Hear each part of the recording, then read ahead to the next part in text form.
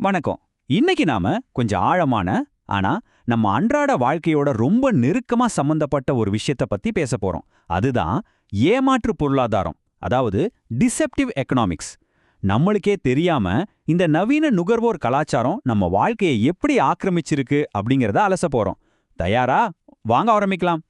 சரி, நேரா விஷயத்துக்கு வருவோம். ஒரு நிமிஷம் அப்படியே யோசிச்சு பாருங்க. நாம தினமும் காசு கொடுத்து வாங்குற எல்லா பொருட்களும் நமக்கு உண்மையிலே தேவைதானா? கண்டிப்பா இந்த கேள்வி உங்களை கொஞ்சம் யோசிக்க வைக்கும். ஏன்னா இது நமக்கு கட்டாயம் வேணும் அப்படின்னு நாம உறுதியா நம்புற பல விஷயங்கள் நிஜமாவே அவசியம்தானாவும் நாம மறுபரிசீலனை செய்ய வேண்டிய கட்டாயத்துல இருக்கோம். அதற்கான விடையை தேடிதான் இந்த பகுப்பாய்வுல நம்ம பயணிக்க போறோம்.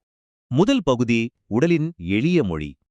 மனித உடல் அமைப்போட அடிப்படை உண்மைகளை நம்ம முதல்ல புரிஞ்சுக்கணும். உண்மையை சொல்லணும்னா ஒரு மனிதனோட இயற்கையான தேவைகள் ரொம்ப ரொம்ப எளிமையானதுங்க. நம்ம உடல் இருக்கு பாத்தீங்களா, அது நம்ப முடியாத அளவுக்கு புத்திசாலித்தனமானது. தாகம், பசி, தூக்கம், வலி இந்த மாதிரி உணர்வுகள் மூலமா தனக்கு என்ன வேணுங்கிறத அது மிக தெளிவாவே நமக்கு உணர்த்தும். இதுல எந்த ஒளிவு மறைவும் கிடையாது. இது எவ்வளவு எளிமையான விஷயம் கவனிச்சிங்களா? உங்களுக்கு தாகம் எடுத்தா உங்களோட உடம்பு எனக்கு தண்ணீர் வேணும் அப்படின்னு கேக்குது. பசி எடுத்தா எனக்கு உணவு வேணும்னு சொல்லுது. அவ்வளோதாங்க. இதுல எந்த குழப்பமும் இல்ல. இது 100% இயற்கையானது. இரண்டாவது பகுதி செயற்கையான தேவைகளை உருவாக்குதல். சரி, இவ்ளோ எளிமையான இந்த உடலோட மொழிய வியாபார உலகம் எப்படி தங்களுக்கு சாதகமா மாத்துறாங்கன்னு இந்த ஒப்பீட்ல பார்க்கலாம். தண்ணீர் அப்படிங்கிற அந்த அடிப்படை தேவைக்கு பதிலா சர்க்கரை நிறைஞ்ச வண்ணமயமான குளிர்பானங்களை விளம்பரங்கள் மூலமா உங்க முன்னாடி கொண்டு வந்து நிறுத்துறாங்க. அதே மாதிரி பசிக்கு சாதாரண உணவை கொடுக்காம இந்த ஜங்க் ஃபுட் சாப்பிட்டாதான் நீங்க சந்தோஷமா இருப்பீங்க அப்படின்னு ஒரு மிகப்பெரிய பிம்பத்தை கட்டமைக்கிறாங்க. இதுதாங்க சந்தையோட தந்திரம்.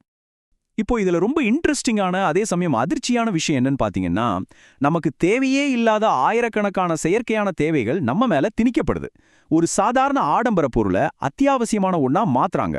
நாம வாங்குற பொருட்களுக்கும் நம்மளோட சமூக அந்தஸ்துக்கும் முடிச்சு போடுறாங்க. இது எதுக்காக தெரியுமா?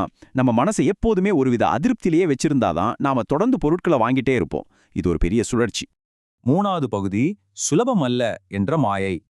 மூலக்கட்டுரை சொல்ற இன்னொரு முக்கியமான பாயிண்ட நாம இப்போ பாப்போம். ஆரோக்கியமா இருக்கிறதும் மகிழ்ச்சியா வாழ்றதும் ரொம்ப கடினமான ஒரு விஷயம் அப்படிங்கிற மாயைய இந்த வியாபார உலகம் எப்படி உருவாக்குதுன்னு கவனிங்க. மனிதனோட நல்வாழ்வு அப்படிங்கிறது அடையவே முடியாத, ரொம்பவும் செலவாகக்கூடிய ஒரு சிக்கலான விஷயம்னு உங்களை நம்ப வைக்கிறது மூலமாதான் நவீன பொருளாதாரம் பல கோடிகளை லாபமா சம்பாதிக்குது. இந்த ஒப்பீட்டை பார்த்தாலே உங்களுக்கு புரியும். பூங்காவுல நடக்கிறது இல்லனா வீட்ல யோகா செய்யறது இதெல்லாம் முற்றிலும் இலவசமான அடிப்படையான விஷயங்கள் இல்லையா?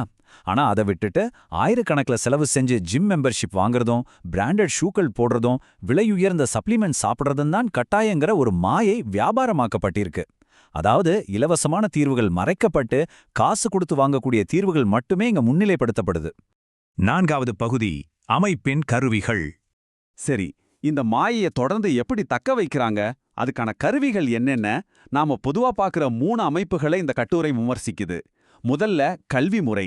தற்போதைய கல்வி முறையானது மாணவர்களை சுயமாக சிந்திக்க வைக்கிறத விட இந்த தற்போதைய பொருளாதார இயந்திரத்தோட வெறும் உதிரி பாகங்களா மாத்துறதுக்கு தான் அதிக முன்னுரிமை கொடுக்குதுன்னு மூல உரை சொல்லுது. இதனால நம்ம உடலோட இயற்கையான மொழியை கேட்கிற திறனை நாம மெல்ல மெல்ல இழந்துடுறோம். ரெண்டாவது பெரிய கருவி சினிமா. திரைப்படங்களை ஒரு மாபெரும் விளம்பர கருவியாகவே இந்த கட்டுரை பாக்குது. கொஞ்சம் யோசிச்சு பாருங்க. திரையில வர்ற ஹீரோக்கள் பயன்படுத்தும் பிராண்டட் பொருட்கள், அவங்க காட்டுற ஆடம்பர வாழ்க்கை முறை, இது எல்லாமே நுகர்வோர் கலாச்சாரத்தை நம்ம ஆழ் மனசுல ஆழமா விதைச்சிடுது. சுருக்கமா சொல்லணும்னா, ஒரு வெற்றிகரமான வாழ்க்கை அப்படின்னா அது இப்படிதான் இருக்கணுங்கிற ஒரு தவறான அளவுகோலை உருவாக்குறதே இந்த சினிமாக்கள் தான்னு கட்டுரை சுட்டிக்காட்டுது. மூணாவதா அரசியல் கட்டமைப்பு. இது கொஞ்சம் ஆழமான பார்வைதான். மூலக்கட்டுரையின்படி பார்த்தா அரசியல் அமைப்புகள் பெரும்பாலும் மனிதர்களோட எளிய வாழ்க்கையை பாதுகாக்கிறத விட பெரிய கார்ப்பரேட் நிறுவனங்களோட லாபத்தை பாதுகாக்கிற கொள்கைகளை தான் அதிகமா உருவாக்குது. இப்படி செய்யறது மூலமா இந்த நுகர்வோர் கலாச்சார சுழற்சி உடையாம மேலும் மேலும் பலப்படுத்தப்படுது அப்படின்னு ஒரு நடுநிலையான அதே சமயம் கூர்மையான விமர்சனத்தை இந்த கட்டுரை முன்வைக்குது.